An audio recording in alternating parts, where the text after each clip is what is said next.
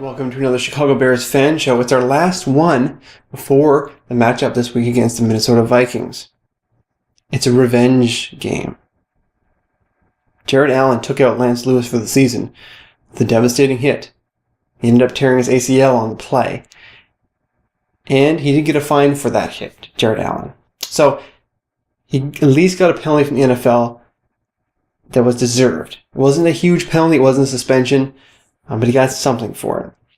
Now, there's been talk about whether the Bears should take retaliatory action against Jared Allen by trying to hit him in a cheap way. Go after his knees, or go after his head maybe. Who knows? I don't know what everybody out there has been saying, but I've read a couple of things online. Personally, I don't agree with those mechanisms of getting back at him.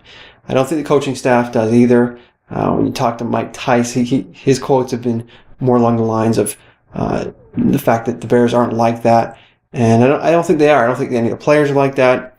You know, if you want that kind of stuff, you got to go to Ndamukong Suh. But I don't think any of the Bears players are like that.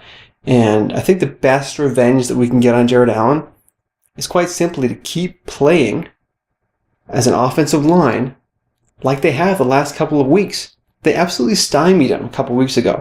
Now, granted, that was on grass at home at Soldier Field. And here they're going to be on that fast turf where he's going to get a good jump. He's going to be able to dig his foot into the ground and really get off. Additionally, they're going to have the benefit of the crowd noise, which will be disrupting the calls of the line as it gets very loud, of course, in that dome. So he's got those two things going for him. And is that a bit scary? Yes. Is that probably where he's had some of his greatest success, especially against our offensive line in the past? Yes. So that worries me. But fortunately, the Bears have really been coming together as a line. Mike Tice has been showing signs that he's willing to chip and do some different things to stop that pass rush from getting to Cutler, including rolling Cutler out of the pocket, including using play action pass to our advantage more. And also just using some quicker drops so that there's not even opportunities for blitzers or for defensive linemen to get to Cutler in the backfield. So I think that there's real positives. I love the way this line's coming together, the chemistry that they're building. Jonathan Scott on the right side is doing a wonderful job. I think Carimi is possibly finding his way in a better spot for himself at right guard, which is good. And, you know, our backup Edwin Williams is even doing a serviceable job at left guard. Some very positive things for this offensive line unexpectedly right now, given how badly they performed earlier in the season and given how many injuries they've had to endure lately. So real positive things. Give Cutler enough time. He's going to continue to find Brandon Marshall. He pretty much wore out Antoine Winfield in the game in Chicago, forced him to cause a penalty, which I know is one that was hotly debated by Vikings fans.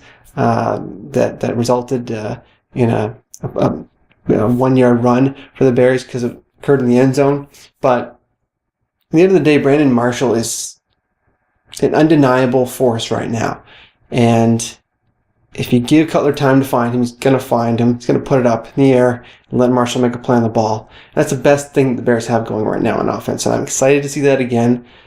It's because of that. It's because of the improvements in the offensive line and the offensive play calling that I'm confident the Bears can come away with a win this week, in spite of the fact that we've sustained some tough injuries, and in spite of the fact that we lost a tough one last week against Seattle.